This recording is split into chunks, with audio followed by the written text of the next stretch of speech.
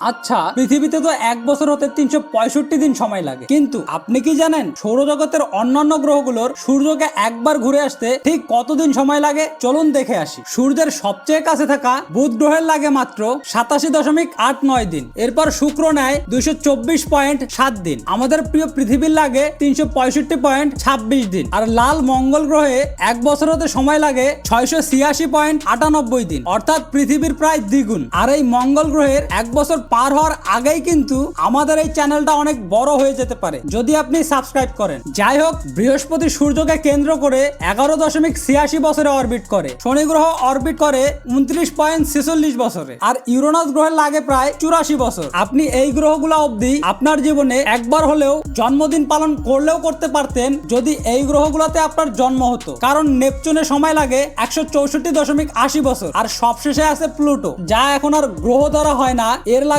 প্রায় 247.90 বছর। এখন আপনি বলেন, সুযোগ পেলে কোন গ্রহে গিয়ে আপনার জন্মদিন পালন করতেন?